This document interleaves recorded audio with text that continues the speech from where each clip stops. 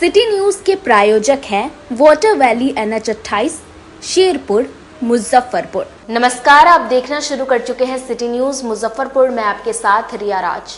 खबरों में आगे बढ़ेंगे, पर उससे पहले आइए एक नजर डालते हैं आज की सुर्खियों पर। हेडलाइन के प्रायोजक हैं आवासीय उज्जवल विद्यापीठ। बच्चों के भविष्य के लिए एक कदम हमारे साथ बढ़ें।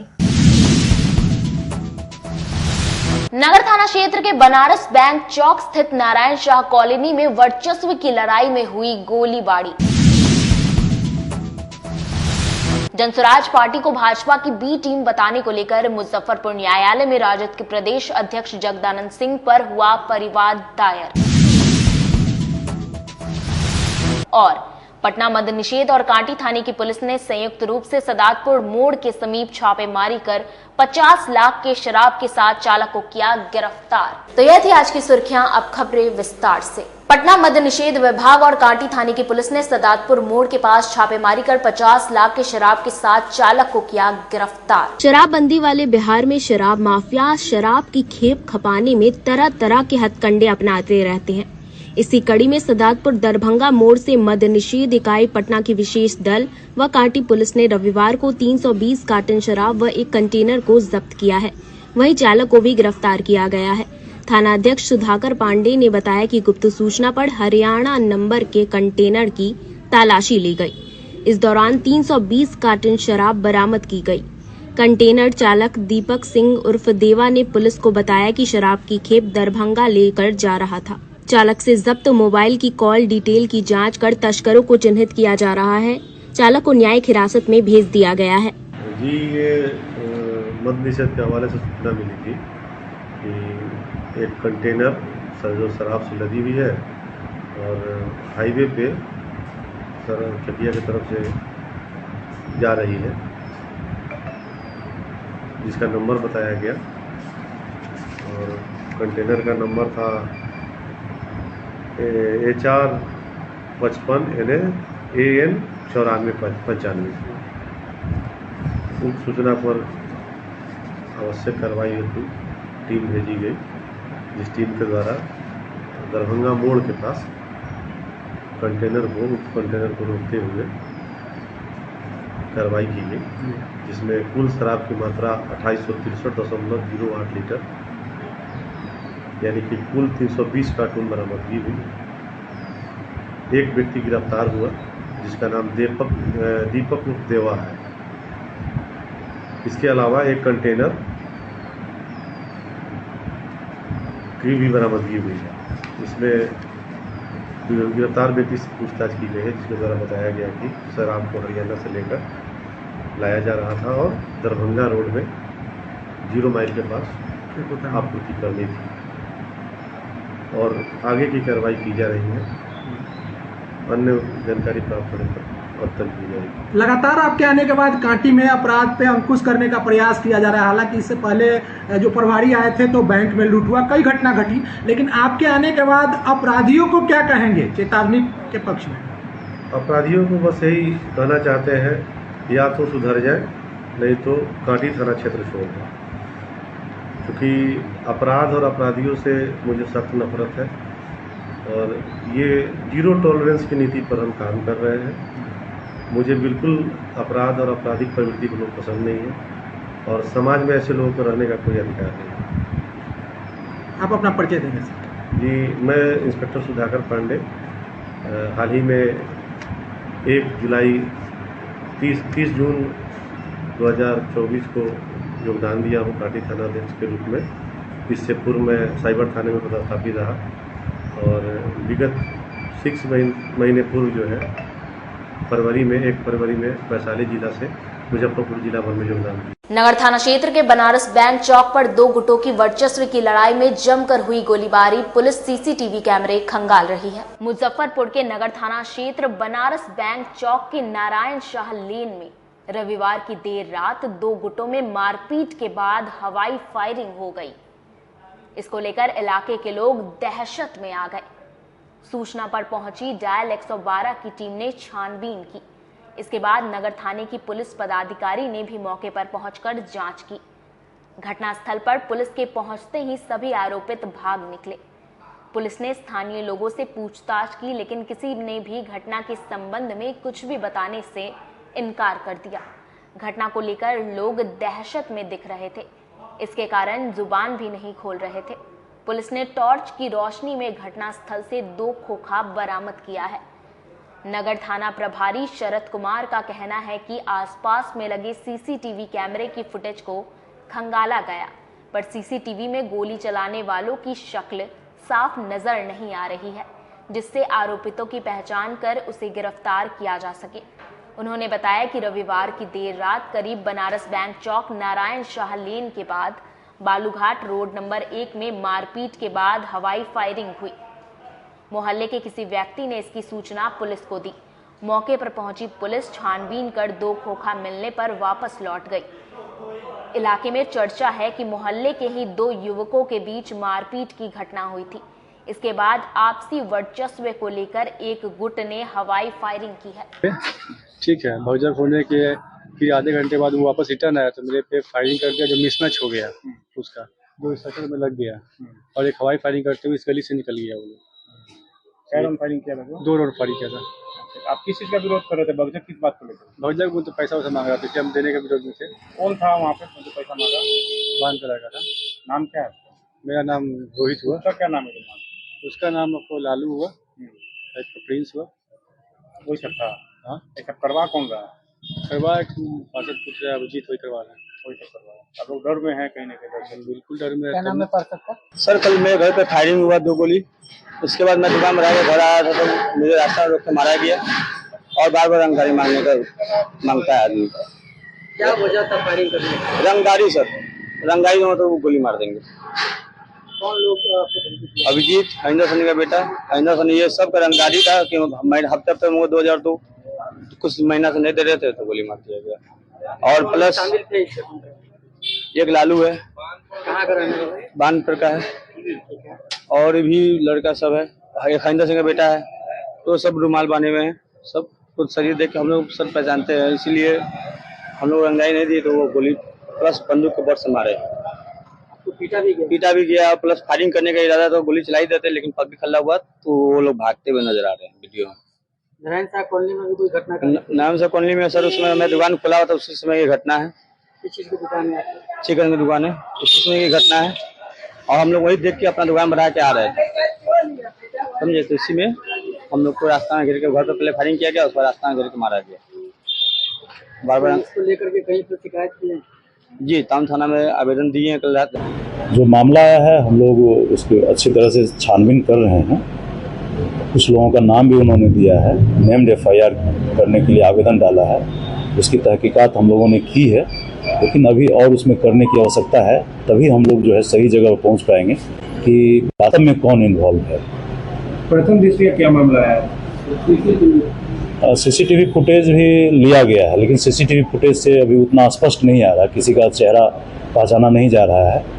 और दूसरी बात है कि जो दोनों पक्ष के बीच ऐसा है कि कोई अननोन व्यक्ति नहीं है। कंप्लेनेंट और जो एक्यूज्ड हैं वो दोनों एक दूसरे को पूर्व से जानते हैं, दोनों से भली भांति दोनों परिचित हैं। कुछ उन लोगों के बीच का ग्रीवांसेस है, उसको हम लोग देख रहे हैं, उनकी शिकायत है, उसको हम लोग जांच कर रहे हैं। जो सत्य पाया जाएगा वो काम करेंगे, जो भी इन्वॉल्व होगा उसको हम लोग पकड़ के जेल भेजेंगे और न्याय होगा। कितना मिला मौके से सर? खोखा हमको लगता है 2 मिला है। कोई अरेस्टिंग है? नहीं, अरेस्टिंग नहीं हुआ है। कुछ लोगों को पूछताछ के लिए हम लोग लाए हुए हैं, पूछताछ कर रहे हैं। कोर्ट में रंगदारी देने का भी आरोप लगाया जा रहा है, उनके द्वारा बताया जा रहा है, लेकिन उसकी सत्यता की जांच की जा रही है। मुजफ्फरपुर न्यायालय ने 4 साल बाद दहेज हत्या मामले में सजा सुनाते हुए पति को उम्र कैद की सजा सुनाई है। सोमवार को पंचम जिला एवं सत्र न्यायाधीश ने दहेज के लिए किरासन तेल छिड़क पत्नी की जलाकर हत्या करने के मामले की सुनवाई पूरी करने के बाद आरोपी पति गौरव ठाकुर को दोषी करार देते हुए आजीवन कारावास की सजा सुनाई है। सजा पाने वाले आरोपी गौरव ठाकुर मुजफ्फरपुर के अहियापुर का निवासी है। उस पर दहेज के लिए पत्नी की किरासन तेल छिड़क जलाकर हत्या करने के मामले में अहियापुर थाने में 13 अक्टूबर 2020 को प्राथमिकी दर्ज हुई थी, जिससे संबंधित पंचम जिला एवं सत्र न्यायाधीश ने सुनवाई पूरी की। पीड़िता के अधिवक्ता सुमित कुमार सुमन ने बताया कि अयोध्या के महंत राम बालक राय की पुत्री अलका कुमारी की 2020 में अय्यापुर के निवासी गौरव ठाकुर से शादी हुई थी। अलका के मायके वालों ने शादी में अच्छा उपहार भी दिया था, लेकिन शादी के बाद ससुराल में दहेज की मांग को लेकर पति और ससुराल वाले हमेशा प्रताड़ित करने के साथ दहेज की मांग पूरी करने का दबाव डालते रहते थे। लेकिन दहेज की मांग पूरी नहीं होने पर 13 अक्टूबर 2020 की रात करीब 11 बजे ससुराल में किरासन तेल छिड़क अलका के शरीर में आग लगा दी गई, जिससे उसकी मौत हो गई। इस संबंध में मृतका के पिता महंत राम बालक राय ने अय्यापुर थाने में प्राथमिकी दर्ज कराई थी। इस मामले में दोनों पक्ष की दलील सुनने के बाद न्यायाधीश ने पति गौरव ठाकुर को दोषी करार देते हुए आजीवन कारावास की सजा सुनाई है। गौरव को सजा होने के बाद मृतका के पिता महंत राम बालक राय ने कहा कि 4 साल के बाद उनकी बेटी की आत्मा को आज शांति मिली होगी। उन्हें न्यायालय पर पूरा विश्वास था। 13 अक्टूबर 2020 को दहेज के मामले में अल्पना शर्मा का मुकदमा चला और आज मुझे एडीजे 5 मुजफ्फरपुर न्यायालय से न्याय मिला। सश्रम कारावास के आजीवन कारावास की सजा मिली है गौरव ठाकुर को और अभी सास ससुर और देवर विचाराधीन है उस न्यायालय में मैं उसमें भी पैरवी करूंगा और उसको भी न्याय दिलाऊंगा। ऐसा क्या हुआ था कि गौरव अपनी बेटी को जला दिया? दहेज मांगा, मैं विदाई कराने आया था, दहेज मांगा रात में और उसने कंठ दबा करके मार डाला। मेरी बेटी ने कहा कि पापा मत। क्या मांग रहा था? 2 लाख रुपया। कोरोना के समय था, मैंने कहा अभी नहीं दे पाएंगे। बेटी ने कहा मत दो पापा, अब हम यहाँ सुखी नहीं है। इसी पर ये सब क्रोधित हुए और मुझको ऊपर ले जा करके कमरे में बंद कर दिया। रात में इसने मार करके जला दिया। एक दर पर बेटी अकेले कैसे जल जाएगी? इसने आत्महत्या दिखाया। पुलिस वाले को भी मिलाने की कोशिश किया, मिलाया तो भी हो। आज तो न्याय मिला। मुझे न्याय पर विश्वास था, वैसे इसलिए मैं न्याय से लड़ा। 4 साल से अयोध्या से मैं अफसोस। आज दोषी पति दहेज हत्या मामले में एडीजे 5 के न्यायालय द्वारा सश्रम आजीवन कारावास की सजा दी गई है धारा 304B में। मामला क्या था? मामला ये था कि वर्ष 2019 में अल्पना शर्मा जो इस कांड की मृतका है, उसकी शादी हुई थी गौरव ठाकुर के साथ अय्यापुर थाना क्षेत्र के नाजीपुर मोहल्ले में। और उसके बाद उसके पिता जो इस मुकदमा के सूचक हैं, उनसे दहेज की मांग की जा रही थी। दहेज की मांग की पूर्ति नहीं होने पर उसकी गला दबाकर हत्या कर दी गई और उसके पिता की मौजूदगी में उसको एक कोने में रख के घर में जला दिया गया। और इस हृदय विदारक परिस्थिति को उसके पिता के सामने अंजाम दिया गया। पिता इस बात के घटना के बाद मुकदमा दर्ज कराए और अपनी पुत्री के न्याय के लिए लड़ते रहे और आज वो मुकाम आया जिसमें एडीजे 5 के द्वारा आरोपी पति गौरव ठाकुर को आजीवन कारावास की सजा दी गई है दहेज हत्या मामले में 304B। इसमें और भी कोई आरोपी? और भी जो आरोपी हैं उसमें सास हैं, देवर हैं, ससुर हैं, वो अभी अय्यापुर थाना क्षेत्र में हुए यौन उत्पीड़न मामले में मुख्य अभियुक्त की गिरफ्तारी को लेकर 1 दिवसीय धरना दिया गया। सेल्स गर्ल के यौन उत्पीड़न के खिलाफ राज्यव्यापी आंदोलन पटना, मुजफ्फरपुर समेत बिहार के कई जिलों में डीएवी आस यूनिट नेटवर्किंग कंपनी द्वारा नौकरी करने वाली सेल्स गर्ल के साथ दुष्कर्म, प्रताड़ना, वेश्यावृत्ति जैसे कुकृत्य खबरें अखबारों में आई, जो बिहार के लिए काफी दुखद घटना है। इसकी हम घोर निंदा करते हैं। इस घटना ने मुजफ्फरपुर में कुछ वर्षों पहले हुए तथा होम सेंटर पटना सिटी में हुए बालिका गृह दुष्कर्म की घटना की पुनरावृत्ति कर दी है। बिहार की धरती की पहचान मेहनतकश मजदूर और कृषि तथा सामाजिक राजनीतिक क्रांति के लिए जाना जाता है, मगर मुजफ्फरपुर की घटना ने बिहार के लोगों को शर्मसार कर दिया है। मुजफ्फरपुर, हाजीपुर, छपरा, सिवान, गोपालगंज, रक्सौल, मोतिहारी आदि जिलों में भी इस कंपनी ने सेल्स गर्ल की नौकरी करने वाले लड़कियों, महिलाओं के साथ यौन शोषण, मारपीट और शारीरिक शोषण करने का काम किया है, जिसके लिए हम लोग आंदोलन न सिर्फ मुजफ्फरपुर और पटना में करेंगे, बल्कि पूरे बिहार में धरना प्रदर्शन, विरोध मार्च कर प्रतिरोध करेंगे। जो मुजफ्फरपुर में लड़की को नौकरी के नाम पर जो यह यौन शोषण हुआ है उसके विरुद्ध में पटना 5/7/2024 को गांधी मैदान में हम लोग पुतला दहन के मुख्यमंत्री जी को और जिला प्रशासन मुजफ्फरपुर और वहां से पदयात्रा शुरू करके मुजफ्फरपुर तक पहुंचे हैं। हमारी मांग है कि इस केस में सीबीआई से जांच हो और जो पीड़िता है उन्हें 10 लाख रुपया मुआवजा मिले और सरकारी नौकरी देकर उसे सम्मान दें प्राथमिकता के आधार पर, और जो दोषी हैं संचालक नेटवर्किंग का उन्हें अभिलंब गिरफ्तार करें, इसलिए कि मुजफ्फरपुर में वो अभियुक्त घूम रहा है और जिला प्रशासन मूक दर्शक माने मुंह में हाथ में दही जमाए बैठे हुए हैं, जबकि दुनिया जान रहा है कि मुजफ्फरपुर में वो केस के रफा दफा करने के लिए तैयार है। और ऐसे करीब 15-17 जिला में इनका नेटवर्किंग चालू है कि लड़कियों को जो पढ़ी लिखी हैं उनसे पैसा लेके ठगना, यौन शोषण करना, शारीरिक मानसिक प्रताड़ित करना और वेश्यावृत्ति कराने पर ही लोग उतर गए हैं। और यह जघन्य अपराध है जो कि बिहार को शर्मसार करता है, साथ साथ देश को भी शर्मसार करता है। यह मुजफ्फरपुर में 6 बरस पहले भी घटना घटी थी, बालिका गृह कांड हुआ था, उसमें ब्रजेश पाठक वगैरह वगैरह समाज कल्याण मंत्री जेल भी गए थे। और यह पुनरावृत्ति बार बार जो ऐसा होता पूरे बिहार में, इसके लिए हम लोग एक राज्यव्यापी जन आंदोलन खड़ा किए हैं और हर जिला में जाके अपने स्तर से अनशन धरना प्रदर्शन करेंगे। और जो मुख्यमंत्री कहते हैं कि हमारी सुशासन की सरकार है, हमें लगता है कि इसका ठीक विपरीतार्थ शब्द इनको संबोधित करना चाहिए। और जितने भी गार्जियन हैं वह भी भयभीत। बारिश के साथ जिले में धीरे धीरे डेंगू ने अपने पैर पसारना शुरू कर दिया है। जिले में आधा दर्जन मरीज अब तक मिल चुके हैं। जिले में हो रही मानसून की बारिश और जल जमाव से होने वाले डेंगू, मलेरिया और चिकनगुनिया को लेकर स्वास्थ्य विभाग अलर्ट मोड पर है।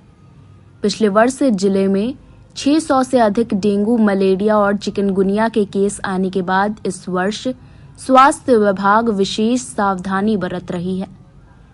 डेंगू, चिकनगुनिया और मलेरिया के कारकों में मच्छरों के पनपने में एक बड़ा कारक डाब की दुकानों पर विशेष नजर रखी जा रही है। दरअसल इस वर्ष डेंगू, मलेरिया और चिकनगुनिया के आधा दर्जन मामले सामने आने के बाद जहां स्वास्थ्य विभाग अलर्ट मोड पर काम कर रही है, वहीं डेंगू से प्रभावित क्षेत्र पर नजर रखने के लिए विशेष रूप से तैयारियां की जा रही हैं और डेंगू को फैलने से रोकने के लिए विभाग ने बड़ी तैयारी शुरू कर दी है, जिसमें पीएचसी से लेकर सदर अस्पताल और एसकेएमसीएच मेडिकल कॉलेज तक इलाज के लिए विशेष वार्ड तैयार किया जा चुका है। इसके साथ ही नगर निगम प्रशासन को शहरी क्षेत्रों में जल जमाव वाले क्षेत्रों में जमा पानी को हटाने के साथ साथ टेमीफोरस दवाओं को जल स्रोत में मिलाने के साथ साथ ग्रामीण क्षेत्रों में फॉगिंग भी करवाई जाएगी। पूरे मामले को लेकर वेक्टर जनित रोग पदाधिकारी सह एसीएमओ डॉक्टर सतीश कुमार ने बताया कि पूर्व के वर्ष में केस आए थे जिसमें डेंगू के हॉट स्पॉट को चिन्हित किया गया था और इस वर्ष भी इस दिशा में कार्रवाई की जा रही है। इसके लिए प्रभावित क्षेत्र की सभी जीविका और आशा कार्यकर्ताओं को जन जागरूकता अभियान चलाए जाने के लिए निर्देश दिए गए हैं। बीते वर्ष जहां जहां पर डेंगू के मरीज मिले थे, वहां जाकर लोगों को डेंगू से बचाव के उपाय बताए जा रहे हैं। साथ ही डेंगू के कारकों में नारियल डाब की दुकान को चिन्हित किया गया है और इसके अंदर पानी भरने और इधर उधर फेंके जाने से जमा पानी में डेंगू का मच्छर पनपता है और यह डेंगू का कारक बनता है। इसके लिए हम लोगों की तैयारी पीएससी लेवल पर तो सारे लोगों को बोल दिए हैं। बहुत जल्द हम लोग डीएम सर की अध्यक्षता में एक बैठक करेंगे डिस्ट्रिक्ट टास्क फोर्स की।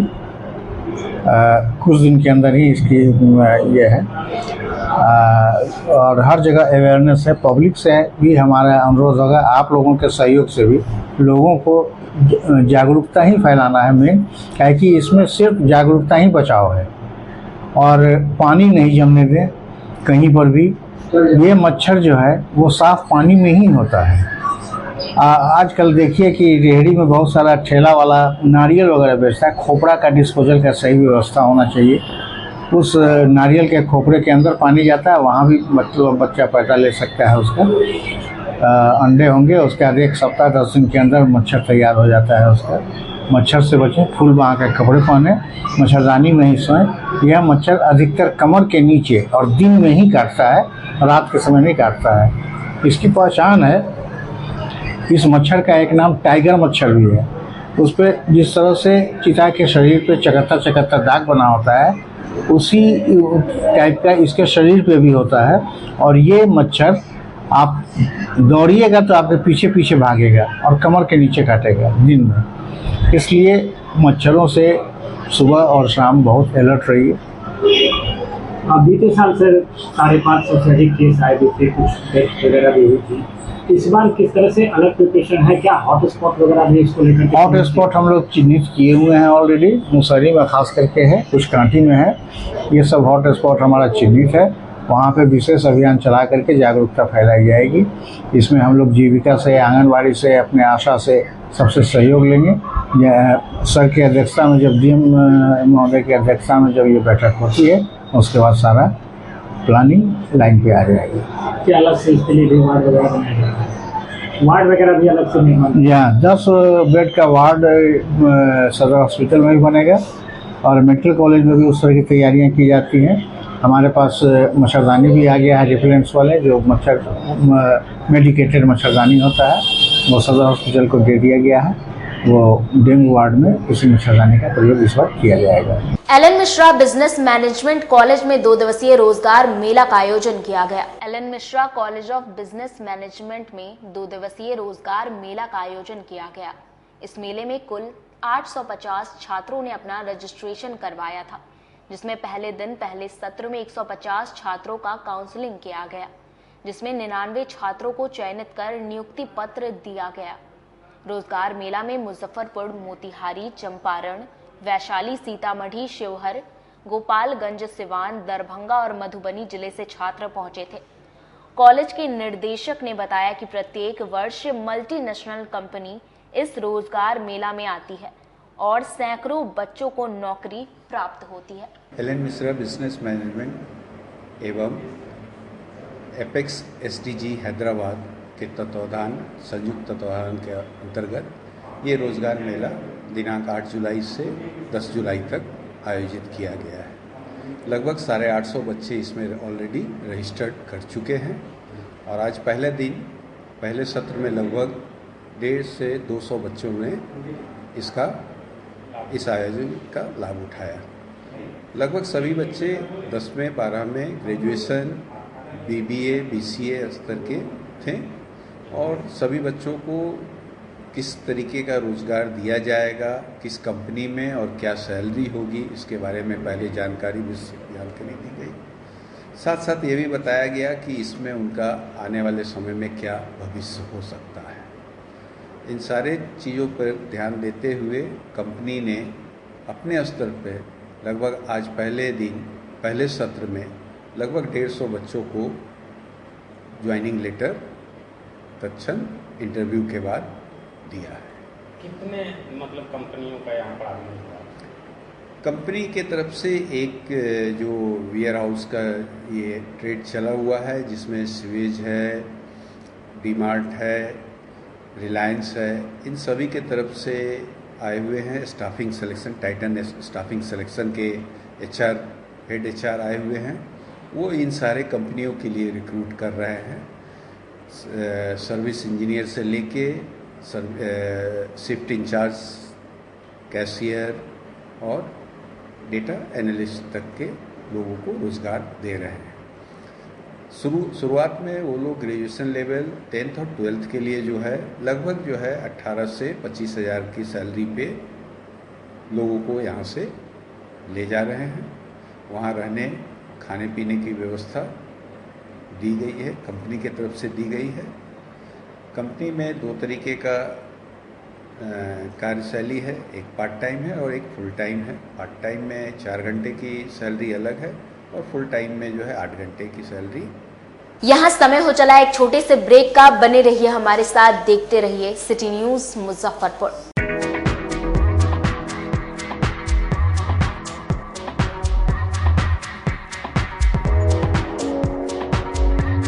गर्मी में अपने पूरे परिवार के साथ मस्ती करना चाहते हैं तो चले आइए वाटर वैली में, जो कि कच्ची पक्की चौक से 2 किलोमीटर दूर शेखपुर NH के समीप स्थित है। शहर के लोग यहाँ मोटरसाइकिल और कार से काफी आसानी से पहुँच सकते हैं। यहाँ आप अपने परिवार के साथ फुल मस्ती कर सकते हैं। वेव पूल, रेन डांस के साथ भव्य वाटरफॉल बनाया गया है। छोटे बच्चों के लिए कई प्रकार के स्लाइड्स बनाए गए हैं, जहां बच्चे अपनी मस्ती में डूब जाएंगे। इसके अलावा खाने पीने के लिए बेहतरीन सुविधाएं उपलब्ध है, जहां पूरे परिवार के साथ व्यंजनों का लुत्फ उठा सकते हैं। तो देर मत कीजिए, गर्मी में मस्ती उठाने के लिए वाटर वैली तुरंत पहुंचे। हमारा पता है water valley NH 28, Sherpur, Muzaffarpur. हमारा कॉन्टैक्ट नंबर है 6202584955।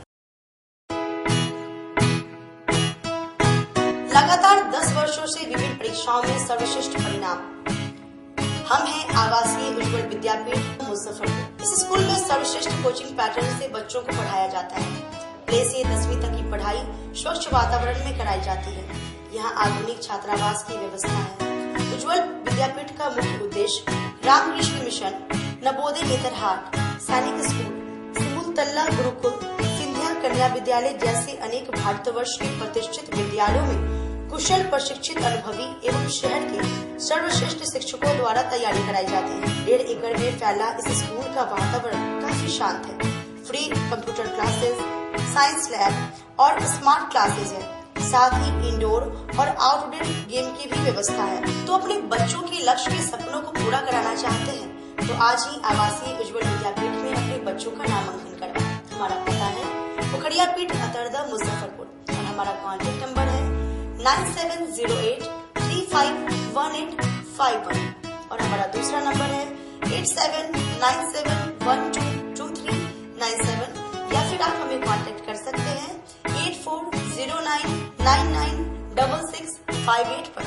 अपने सपनों के आशिया को दे एक नई पहचान माँ भवानी डेकोर प्राइवेट लिमिटेड के साथ, जो है ऑथराइज्ड डिस्ट्रीब्यूटर ऑफ कजारिया। देश की मिट्टी से बनी टाइल से देश को बनाते हैं और जहां मिलती है सभी प्रकार के Indian and imported granite, marble, sanitary एवं कोटा स्टोन का अनोखा एवं आकर्षक संग्रह। माँ भवानी डेकोर प्राइवेट लिमिटेड मतलब a complete floor solutions. New 0 mile Dadar road, Muzaffarpur. Call 9934753111। उत्तर बिहार का पहला नीलकमल एक्सक्लूसिव शोरूम खुल गया है आपके अपने शहर में। नीलकमल इंडिया की फेवरेट फर्नीचर ब्रांड है। इस कंपनी के सभी रेंज एक ही छत के नीचे आपको मिलेंगी। होम फर्नीचर, ऑफिस फर्नीचर की सभी रेंज यहाँ उपलब्ध है। कंपनी का एक्सक्लूसिव शोरूम होने के कारण 40% तक की विशेष छूट मिल रही है। इसके अलावे 0% इंटरेस्ट के साथ बैंक से फाइनेंसिंग की भी सुविधा उपलब्ध है। तो देर मत कीजिए, एक बार हमारे यहाँ अवश्य पधारे। हमारा पता है Mithanpura, Narayanpur road, opposite Vaishali management college और हमारा मोबाइल नंबर है 9334900888 और हमारा दूसरा नंबर है 7004320580। समारोह के समय और इस लगन के अवसर पे मैं मनीष कुमार, यूए एसोसिएट का प्रोप्राइटर, हमारा नीलकमल का फर्नीचर का शोरूम है एक्सक्लूसिव, जो मिठनपुरा चौक पे स्थगित है। हमारे यहाँ कुचीना का चिमनी और जो गैस चूल्हा है उसकी एक विस्तृत रेंज है मॉडुलर में। भारी डिस्काउंट है हमारे यहाँ सोफा पर, डाइनिंग टेबल पे। सभी लोगों से मेरा यही निवेदन है, जो 2-3 सालों से आप लोगों का हमें प्यार मिलता आ रहा है। हमारे यहाँ फिनांस की भी एक अच्छी व्यवस्था है और इस त्योहारों के अवसर पे हम चाहेंगे कि एक बार हमारे यहाँ पधारे और हमारे ऑफर्स का लाभ ले और हर खरीदारी पे हम लोग एक सुनिश्चित उपहार भी दे रहे हैं। ब्रेक के बाद आप तमाम दर्शकों का एक बार फिर से स्वागत है। चलिए रुक करते हैं आगे की खबरों की ओर। जन स्वराज पार्टी को भाजपा की बी पार्टी बताने के खिलाफ मुजफ्फरपुर न्यायालय में राजद के प्रदेश अध्यक्ष जगदानंद सिंह पर परिवाद दायर किया गया। आरजेडी के प्रदेश अध्यक्ष जगदानंद सिंह पर मुजफ्फरपुर सीजेएम कोर्ट में मानहानि का मुकदमा दर्ज हुआ है। आरजेडी प्रदेश अध्यक्ष जगदानंद सिंह ने अपने हस्ताक्षर से एक पत्र जारी किया था। इस पत्र में जनसुराज पार्टी के मुखिया पर तीखा हमला करते हुए बीजेपी की बी टीम बताया था। साथ ही उन्होंने कहा कि आरजेडी कार्यकर्ताओं को जनसुराज पार्टी में प्रशांत किशोर शामिल करा रहे हैं, यह चिंता का विषय है। जगदानंद सिंह ने पत्र के माध्यम से कहा कि बीजेपी को बढ़ाने के लिए जनसुराज पार्टी को खड़ा किया गया है। जब इस पत्र की सूचना जिले के जनसुराज पार्टी के किसान मोर्चा के अध्यक्ष वीरेंद्र कुमार को लगी तो वे मर्माहत हो गए। वीरेंद्र कुमार को जगदानंद सिंह के इस पत्र से लगा कि उनके पार्टी से जुड़े लोगों की मानहानि हुई है, तो उन्होंने मुजफ्फरपुर सीजेएम कोर्ट में आरजेडी प्रदेश अध्यक्ष जगदानंद सिंह पर मानहानि का मुकदमा दायर करने की ठानी और सीजेएम कोर्ट में मामला दर्ज करा दिया। जगदानंद सिंह पर भारतीय न्याय संहिता के धारा 227, 248, 356 ए, 351(3) के तहत मुकदमा दायर किया गया है। मुकदमा दर्ज कराने वाले वीरेंद्र कुमार ने कहा कि हम खेत में खेतीबाड़ी का काम करा रहे थे। उस समय मुझे एक मैसेज आया कि आरजेडी के प्रदेश अध्यक्ष ने कहा कि जनसुराज पार्टी बीजेपी को बढ़ाने के लिए बीजेपी की बी टीम की तरह काम कर रही है। जनसुराज पार्टी के अध्यक्ष प्रशांत किशोर गलत तरीके से आरजेडी कार्यकर्ताओं को अपनी पार्टी में शामिल करा रहे हैं। ये हम लोगों ने राष्ट्रीय जनता दल के प्रदेश अध्यक्ष जगदानंद सिंह पर परिवाद दायर किया है। कल उन्होंने एक पत्र, धमकी भरा पत्र कार्यकर्ताओं के नाम जारी किया, जिसमें उन्होंने प्रशांत किशोर को बिना सबूत के भारतीय जनता पार्टी का बी टीम करार करके चिट्ठी लिखा और प्रशांत किशोर के नाम के आगे पांडे लगाकर उन्होंने इंकित किया कि प्रशांत किशोर ब्राह्मण हैं। तो वो भी तो राजपूत जाति से आते हैं। इसमें दलगत आधार पर जाति का सवाल कहाँ उठता है? नहीं, राजद का आधार जो है सिर्फ जातिवाद है, इससे लगता है। इससे मैं मर्माहत होकर उन पर एक परिवाद दायर किया कि आने वाले समय में भी वो हम लोग पर भी मुकदमा कर सकते हैं, उसका बचाव है। और एक गैर जिम्मेदाराना तरीके से इन्होंने जो पत्र लिखा है कार्यकर्ताओं को धमकी देते हुए कि कोई जनसुराज में न जा सके, बड़ी संख्या में लोग, राष्ट्रीय जनता दल के लोग टूटकर जनसुराज में आ रहे हैं।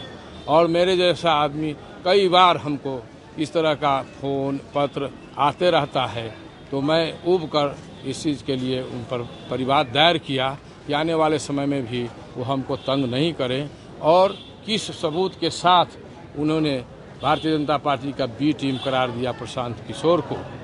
दूसरा, इनका जो है यह हमारा जनतांत्रिक अधिकार है कि हम किसी दल में जाएं, ये चाहते हैं बांध के रखना। और हम लोग जो यादव जाति के लोग हैं सारे पार्टी में हैं, और राष्ट्रीय जनता दल दावा करती है कि यादव लोग सिर्फ हमारे ही साथ हैं। इसलिए ये जातीय उन्माद फैलाने का काम कर रहे हैं। आने वाले समय में इसका जवाबी इन पर हमला होगा और जनसुराज आगे बढ़ेगा इनके रोकने से। परिवादी वीरेंद्र राय के मोबाइल फोन पर व्हाट्सएप पे एक जगदानंद सिंह जो राजद के प्रदेश अध्यक्ष हैं, उनका एक पत्र आया जिससे ये मर्माहत हुए और इनकी मानहानि हुई। और इस क्रम में इन्होंने हमारे पास आकर के वो पत्र दिखाया, जिसके आलोक में इन्होंने एक मामला सीजीएम पूर्वी साहब के न्यायालय में दायर किया है, जिसमें जगदानंद सिंह को अभियुक्त बनाया गया है और विभिन्न धाराओं में इन पर केस किया गया है। अगला डेट कल मिलेगा। अभी तो फाइलिंग हुआ है, आज फाइलिंग नंबर है। दर्ज मुकदमे में इन्होंने क्या आरोप लगाया? आरोप लगाया कि इनके साथ, इनके संस्थापक के साथ, इनके सदस्यों पदाधिकारियों पर पैसा लेकर के इस प्रकार का कार्य करना, राजद के मेंबरों को अपनी ओर समेटना और एक पार्टी के बी टीम का होकर काम करना, ढेर सारे आरोप लगाए हैं, जिसका कोई कागजी प्रमाण उनके पास नहीं था। इसलिए ये मर्माहत हुए हैं, इनकी मानहानि हुई है इन लोगों ने, इन सबों ने। चैपमैन स्कूल के पास मुकबधिर आवासीय विद्यालय में भारत विकास परिषद संस्था द्वारा बच्चों को भोजन कराया गया। आज जिले के गौशाला रोड चैपमैन स्कूल के समीप भारत विकास परिषद द्वारा बागेश्वरी मुकबधिर आवासीय विद्यालय में छात्र छात्राओं को निःशुल्क एक वक्त का भोजन वितरण किया गया, जिसमें सैकड़ों बच्चों को भोजन कराया गया। मौके पर भारत विकास परिषद के अध्यक्ष डॉक्टर एचएन भारद्वाज ने बताया कि हमारी संस्था निरंतर समाज कार्य में जुटी रहती है। इसी कड़ी में आज भी भोजन वितरण किया गया है। डॉक्टर एचएन भारद्वाज ने बताया कि जिन बच्चों के बीच आज भोजन वितरण किया गया है, उनमें से कई बच्चे ऐसे हैं जो न बोल सकते हैं और न ही सुन सकते हैं। उन्हें समाज से जोड़ने को लेकर ये छोटा सा प्रयास किया गया है। भारत विकास परिषद के स्वामी विवेकानंद शाखा के सदस्य हैं। मैं अध्यक्ष हूँ। मेरा नाम डॉक्टर हरिनारायण भारद्वाज है। आज हम लोगों ने यहाँ बधिर बच्चों को भोजन कराने का कार्यक्रम रखा है और इसी संदर्भ में आज हम लोग सभी एकत्रित हुए हैं। ये समाज के एक जो ऐसा वर्ग है जो चैलेंज है फिजिकली, उन लोगों को समाज के साथ जोड़ने का हम लोग के भारत विकास परिषद का एक आयोजन है, एक कार्यक्रम है और इसी के तहत हम लोग। उद्देश्य क्या है ऐसे बच्चों को भोजन कराने का? ये उद्देश्य हम लोगों के साथ ये टोकन एक प्रयास है जो हम लोग उनको अपने साथ जोड़ रहे हैं। हम लोग अपना परिवार की तरह, हम लोग के जैसे कि संस्कार में बताया जाता है कि भात खिलाना या भात से जोड़ना, जैसे कि उसका उल्टा ज़्यादा आसान है समझने में। जैसे किसी को हम लोग भात काट देते हैं, तो जब भात खिलाते हैं किसी को तो उसके साथ अपना आत्मीय संबंध स्थापित करने का यह एक टोकन प्रयास होता है। तो यह भात खिलाना, जैसे कि शादी में भी हम लोग यहाँ भतखई होता है, तो भतखई का मतलब होता है कि दो समाजों को आपस में आपसी संबंध को स्थापित करना हर लेवल का। तो इसी दिशा में हम लोग यहाँ बागेश्वरी मुक्त बधिर संस्थान के बच्चों के साथ अपना आत्मीय संबंध स्थापित कर रहे हैं। उनको ऐसा ना महसूस हो कि वो समाज से अलग कटे हैं, तो हम लोग के ही सदस्य हैं, हम लोग के घर के मेंबर की तरह। कितने बच्चों को भोजन कराया गया आज? ये करीब 50 के करीब बच्चे। आगे भी ऐसा कार्यक्रम चलता रहेगा? आगे भी हम लोग आगे भी इस तरह का कार्यक्रम यहाँ पे पहले भी होता रहा है, जैसे होली का कार्यक्रम, जैसे नववर्ष के स्वागत का कार्यक्रम, इस तरह के अनेक कार्यक्रम पहले भी हुए हैं और आगे भी होंगे। परिचय बता दें। मेरा नाम डॉक्टर हरिनारायण भारद्वाज, मैं अध्यक्ष हूँ स्वामी विवेकानंद शाखा भारत विकास परिषद। हम पार्टी के प्रदेश अध्यक्ष डॉक्टर अनिल कुमार ने कार्यकारिणी की बैठक की। आज हिंदुस्तान अवाम मोर्चा पार्टी मुजफ्फरपुर के रेवा रोड स्थित निजी विवाह भवन में मुजफ्फरपुर जिला अध्यक्ष संजय पासवान के नेतृत्व में समीक्षा बैठक किया गया, जिसमें हम पार्टी के प्रदेश अध्यक्ष सह टेकरी विधायक डॉक्टर अनिल कुमार सिंह ने समीक्षा बैठक की। बैठक में मुजफ्फरपुर जिले के सभी प्रखंड के अध्यक्ष एवं जिला कमेटी के सभी सदस्य उपस्थित हुए, जिसमें प्रदेश अध्यक्ष ने मुजफ्फरपुर में पार्टी संगठन कैसे मजबूत हो उसकी चर्चा की। साथ में पार्टी के राष्ट्रीय संरक्षक जीतन राम मांझी जी को केंद्रीय मंत्री बनने पर 20 जुलाई को श्री कृष्ण मेमोरियल हॉल पटना में स्वागत समारोह रखा गया, जिसमें सभी कोई को आने का निमंत्रण भी दिया गया। कार्यकारिणी की बैठक हुई है, क्या निर्णय लिया गया है? कार्यकारिणी की बैठक इसलिए हुआ है कि हम लोग पूरे बिहार में जो संगठन है, संगठन की समीक्षा बैठक कर रहे हैं और उसमें संगठन पर विचार विमर्श कर रहे हैं, कैसे संगठन और मजबूत किया जाए। सदस्यता अभियान है। अब 20 तारीख के मेरे पार्टी के केंद्रीय मंत्री जो बने हैं माननीय जीतन राम मांझी जी, उनका अभिनंदन समारोह है श्री कृष्ण हॉल में। इन सब बातों पर विचार करने के लिए हमने जिला कार्यकारिणी की बैठक बुलाए हैं और जितने जिला के वरिष्ठ पदाधिकारी हैं वो सब लोग सम्मिलित हुए हैं, इसी पर हम लोग विचार करें। आज हमारे पार्टी के प्रदेश अध्यक्ष डॉक्टर अनिल बाबू मुजफ्फरपुर में कार्यकर्ता के साथ बैठक किए हैं, जिस पर मेन आगामी विधानसभा चुनाव की तैयारी के लेकर चर्चा चला है और आगे पार्टी के द्वारा हर एक प्रखंड, ब्लॉक, गांव स्तर तक सदस्यता अभियान चलाया जाएगा। इसके लिए जिला प्रभारी और जिला अध्यक्ष के साथ अगले 1-2 हफ्ते में उसका भी बैठक बहुत जल्द मुजफ्फरपुर में होने जा रहा है। देखिए, आज कार्यकारिणी की बैठक हमारे बिहार सरकार के पूर्व मंत्री सर टिकारी विधायक पार्टी के प्रदेश अध्यक्ष अनिल कुमार सिंह जी का मुजफ्फरपुर आगमन हुआ है। बड़ी खुशी की बात है कि पहली बार वो मुजफ्फरपुर आए हैं, उनकी स्वागत हुआ है। कार्यकारिणी की बैठक में 3-4 बिंदु संगठन पर जोर दिया गया है, क्योंकि हम पार्टी किसी से कम नहीं है और जो कमी है उसको दूर करने के लिए हम लोग ना बहुत जल्द ना मापदंड बना लिए में हैं, उस पर आगे कार्यक्रम करेंगे। और 2025 के इलेक्शन देखते हुए, क्योंकि 2025 में हम लोग का झंडा बहुत मजबूत होगा, हम लोग किसी बिहार रक्षा वाहिनी स्वयंसेवक संघ के सदस्यों ने जिलाधिकारी से मुलाकात कर 17 सूत्री मांग पत्र का ज्ञापन सौंपा। जिले के शहरी और ग्रामीण इलाकों में अपने कर्तव्य का निर्वहन करने वाले होमगार्ड जवानों को पिछले कई वर्षों से अपनी 21 सूत्री मांगों को पूरा नहीं होने से कई प्रकार की समस्याओं से दो चार होना पड़ रहा है, जिसे लेकर सोमवार को बिहार रक्षा वाहिनी स्वयंसेवक संघ के जिलाध्यक्ष होमगार्ड अरविंद कुमार सिंह के नेतृत्व में 2 सदस्यीय प्रतिनिधिमंडल ने जिलाधिकारी से मुलाकात करते हुए अपना मांग पत्र सौंपकर जल्द से जल्द परेशानियों को दूर करने, नहीं तो सांकेतिक विरोध प्रदर्शन की बात कही।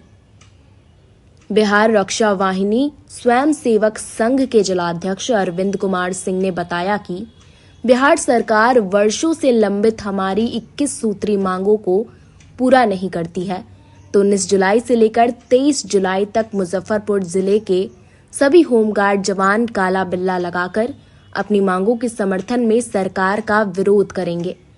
अगर तब भी हमारी मांगों को नहीं माना जाता तो 5 अगस्त को सभी होमगार्ड जवान समरनाले में 1 दिवसीय धरना देंगे। तो हम लोग बिहार रक्षा वाहिनी प्रदेश कमेटी की बैठक में निर्णय हुआ कि 2018 के बाद होमगार्ड को 1 पैसा की कोई बढ़ोतरी नहीं दी गई।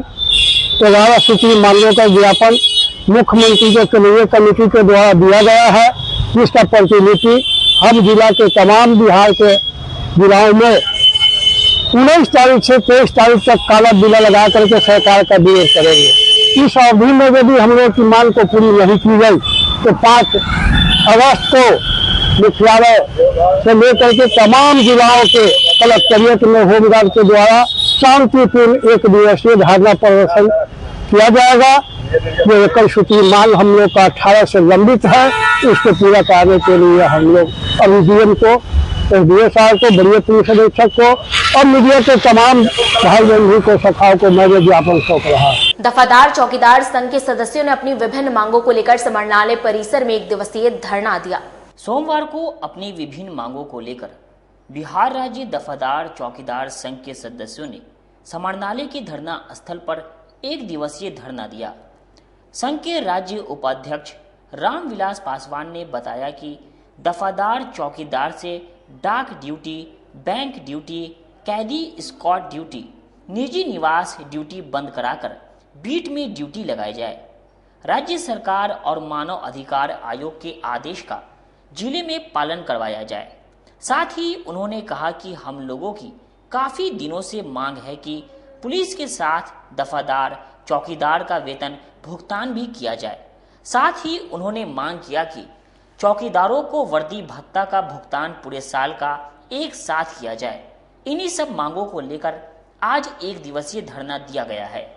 जो सेवानिवृत्त चौकीदार हो गए थे उनके आश्रितों की बहाली हो और जो 5/3/2014 और 25/2/23 के बीच जो चौकीदारों का जिला में आवेदन गया है स्वैच्छिक सेवानिवृत्ति के आधार पर बहाली करने का, उनके आश्रितों की बहाली नहीं हुई, लंबित जो है जिला में आवेदन पड़ा हुआ है, वह हमारी मांग है कि उनके आश्रितों की तत्काल नियुक्ति पत्र दिए जिला पदाधिकारी। और तीसरा मांग है कि सरकार, बिहार सरकार, माननीय मुख्यमंत्री जी जो है हमारे जो चौकीदार दफादार की जो पुश्तैनी नौकरी, वंशावली नौकरी जो होती आ रही थी उसको जो है बरकरार रखें और जो चौकीदार सेवानिवृत्त होने वाले हैं उनके आश्रितों को जो है एक बार जो है अपवाद स्वरूप जो है माने उनके आश्रितों की बहाली किया जाए। और अनेकों समस्याएं हमारे हैं, जिला स्तरीय हैं। हमारे जिला पदाधिकारी महोदय जो है चौकीदार को 34 बहुत खेत के साथ कहना पड़ रहा है कि चौकीदार दफादार के को जो है एसीपी, एमएससीपी का लाभ नहीं दिया जा रहा है, जबकि अन्य कर्मचारी को 10, बरस 20 बरस 30 बरस में MSCP का लाभ दिया जाता है। उसके बाद जो है हमारे चौकीदार दफादार को पदोन्नति नहीं दी जा रही है, जबकि बिहार सरकार का आदेश है, फिर भी अभी तक पदोन्नति नहीं दिया जा रहा है। चौकीदार को दफादार में पदोन्नति करना है, दफादार को जो है वरीय दफादार में पदोन्नति देना है, वह जो है पदोन्नति नहीं किया जा रहा है। हमारा पुलिस अधीक्षक के यहाँ जो वेतन जब से मिल रहा है, तो पुलिस अधीक्षक के कर्मचारी को, सिपाही को, सभी को वेतन, दरोगा को 1 तारीख वेतन मिल जाती है, लेकिन हमारे चौकीदार दफादार के साथ सौतेलापन व्यवहार किया जाता है। हमारी मांग है प्रमंडलीय आयुक्त महोदय से कि आप पुलिस अधीक्षक को निर्देश दें कि चौकीदार का वेतन जो है पुलिस अधीक्षक, पुलिस कर्मचारी। खबरों का सिलसिला यही होता है समाप्त। अब मुझे और मेरी पूरी न्यूज टीम को दीजिए इजाजत। कल फिर मिलेंगे आपसे शहर की तमाम खबरों के साथ। नमस्कार।